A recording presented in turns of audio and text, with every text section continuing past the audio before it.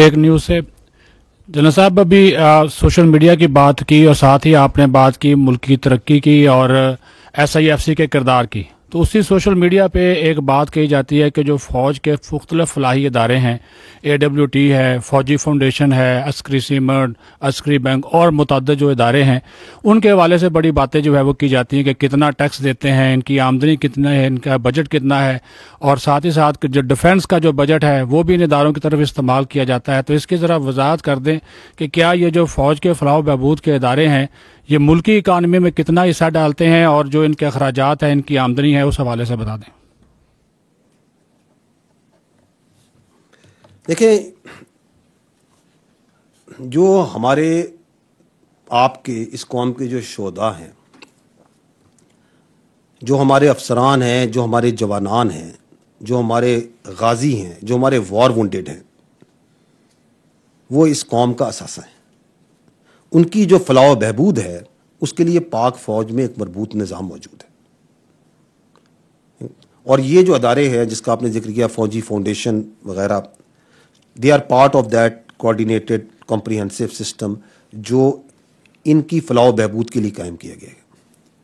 Important to understand is कि this is not unique to Pakistan.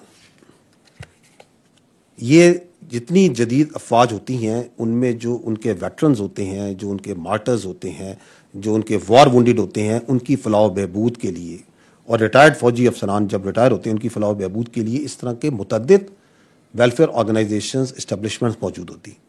फ़र्क सिर्फ ये है बाकी ममालिक में हमसे कि बाकी ममालिक में इन इदारों को सताइश से देखा जाता है, उनकी तारीफ की जाती है, उनकी वैल्यू को समझा जाता है, और यहाँ पे जिस अनफॉर्चुनेट टॉक्सिक एनवायरनमेंट में हमारा मीडिया और सोशल मीडिया जा चुका है उसके अंदर इस पे प्रोपेगेंडा और झूठ खेला जाता है। That is the only difference.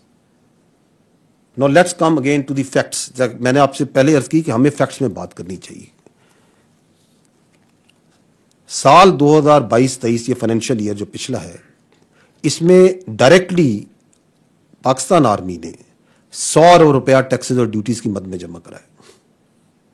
ये जो इदारे जिनका आप जिक्र कर रहे हैं, जो झेली इदारे हैं पाक फौज के, इन्होंने 260 अरब रुपए कौमी खजाने में टैक्सेस और ड्यूटीज की मद में जमा कराए। तो कुल मिला के हो गए 360 अरब सिर्फ टैक्सेस ड्यूटीज में जमा कराए। ये जो 260 इन इदारों ने जमा कराया, इसमें फौजी फाउंडेशन ने 223 अरब जमा कराया। DHS, इन पे बड़ा सवाल होता है, उन्होंने भी 23 अरब रुपए कौमी खजाने में टैक्सेस में जमा कराए। NLC ने करीबन 3.5 अरब, आर्मी वेलफेयर ट्रस्ट ने करीबन 3 अरब, और कुल मिला के 260 बाकी चीज को शामिल करके, और फौज का और इनका हिस्सा बन गया 360 अरब रुपए का। यह है फैक्ट। फैक्ट यह है कि ये जो फलाई इदारे हैं, जो वेलफेयर ऑफ द जो शोहदा और इनके लिए कायम है, वो आगे मैं आपको उनकी डिटेल भी समझा देता हूं कैसे किया जाता है। इन पे सरकारी खजाने से कितना पैसा खर्च हुआ? 0, 1 रुपया भी नहीं। तो ये कई 100 अरब सरकार के खजाने में टैक्सेस ड्यूटीज में जमा करा रहे हैं, सरकार का इन पे कोई पैसा नहीं लग रहा। लेकिन इस पैसे को साइड पे कर दें आप, जो इन काइंड जो ये सर्विस प्रोवाइड कर रहे हैं, जो ये सहूलत और खिदमात दे रहे हैं पाकिस्तानी अवाम को, उसकी भी कीमत उसकी कीमत नहीं आप लगा सकते। चाहे वो सिक्योरिटी की शक्ल में हो, चाहे वो यूनिवर्सिटीज, कॉलेजेस और स्कूल्स हैं पूरे पाकिस्तान में जहां पे मेयारी निज़ाम तालीम दिया जा रहा है, चाहे वो CMHs हैं, फौजी फाउंडेशन के हॉस्पिटल्स हैं, चाहे वो दूर अफ्ताब मकामात में, शुमाली इलाका जात में, बलूचिस्तान में, इंटीरियर सिंध में KPK के अंदर मेडिकल कैंप लगाए जाते हैं। लोगों को डोर स्टेप्स पे, गरीब लोगों को आप सेहत की फैसिलिटीज प्रोवाइड करते हैं। इंसानों के लिए क्या, ये फौज तो वेटरनरी कैंप्स भी लगाती है। क्या आप इनकी कीमत लगा सकते हैं? क्या आप इसकी कीमत लगा सकते हैं कि जो हमारे शहीद हैं, जो हमारे वॉर वुंडेड हैं, इनके बच्चों को, जो आपके जवानान और अफसरान हैं, उनकी जो फलाह बहबूद पे जो पैसा लगता है, जो फैसिलिटीज प्रोवाइड की जाती हैं, अगर ये अदारे ना करें तो वह रियासत पाकिस्तान की, आपकी और हमारी जिम्मेदारी नहीं है? किसी भी ترقی یافتہ مہذب ملک کے لیے. وہ جو NLC جو انٹر کنیکٹیوٹی پرووائڈ کر رہی ہے, آپ نے حال ہی میں سنا ہوگا کہ افغانستان کے تھرو بھی افغانستان کو بائی پاس کر کے کتنی سینٹرل ایشیا ریپبلک کے لیے راستے کھولے, جو بلینز آف ڈالرز کی ٹریڈ اس کی وجہ سے پاسبل ہو رہی ہے. اس کی آپ قیمت لگا سکتے ہیں؟ جو FW اور دیگر جو ادارے دور ابتدا مقامات پہ جہاں پہ سیکیورٹی تھریٹ ہے, جہاں بزنس رسک نہیں بہت زیادہ ہے, وہاں پہ جا کے روڈیں بناتے ہیں, ٹنلز بناتے ہیں, برجز بناتے ہیں, اس کی آپ قیمت لگا سکتے ہیں؟ جو زراعت میں, جو IT کے اندر, جو منرل ڈیولپمنٹ میں پاک فوج اور اس کے ادارے کام کر رہے ہیں, اس کی آپ قیمت لگا سکتے ہیں؟ نہیں لگا سکتے آپ اس کی قیمت. تو یہ پروپیگنڈا جو سا ہے, اس کو سمجھنے کی ضرورت ہے. اور پھر یہ جو ادارے ہیں, let see who works in دم, اس میں کثیر تعداد, لاکھوں کی تعداد میں سولین بھائی ہمارے کام کر رہے ہیں. فوجی فاؤنڈیشن کو دیکھ لیں, there is not a single uniform army personnel in فوجی فاؤنڈیشن. کثیر تعداد جو ہے وہ سولینز کی ہے, اور باقی ماندہ کچھ ریٹائرڈ JCOs ہیں, سردار صاحبان, سولجرز اور افسران ہیں.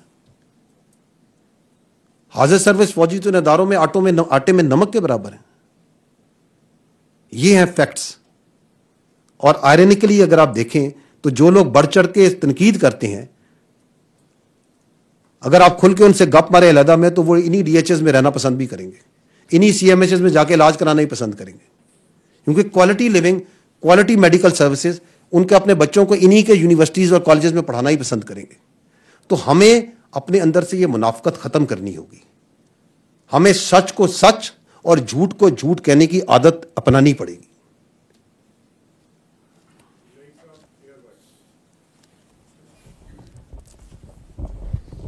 جی, رن آؤٹ آف کارڈز جتنے آپ کوشچنز کر رہے ہیں. لیکن رحمان ایئر وے ٹی وی سے. سر, سوال میرا بیسکلی SIFC سے متعلقہ ہے. 1 سال ہو گیا یہ پلیٹ فارم بنے ہوئے, بہت سی کانفرنسیں ہوئی ہیں, بہت سارے پلیٹ فارم پہ وزٹس بھی آئے ہیں, لیکن کوئی عملی پیش رفت نظر نہیں آ رہی گراؤنڈ کے اوپر اگر دیکھا جائے. اور ایک تاثر یہ بڑھ رہا ہے کہ فوج شاید معیشت میں اس پلیٹ فارم کے ذریعے اپنا عمل دخل بڑھانا چاہ رہی ہے. تھوڑا سا اس پہ رائے دیجیے گا.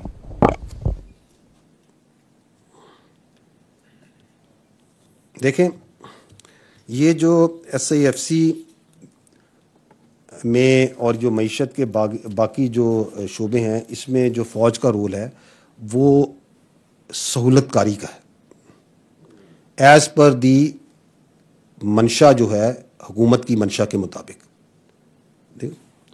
اور وہ اس لیے کیونکہ حکومت چاہتی ہے کہ جو فوج کی ایڈمنسٹریٹو, انتظامی اور ٹیکنیکل جو کمپیٹنسیز ہیں, ان کو اگر if they can be used کہ جو پاکستان کی اکانومی جس حالات میں اس کو بہتر کرنے کے لیے, تو اس منشا کے مطابق ہمارا جو رول ہے وہ فیسیلیٹیٹو رول ہے, کوآرڈینیٹڈ رول ہے.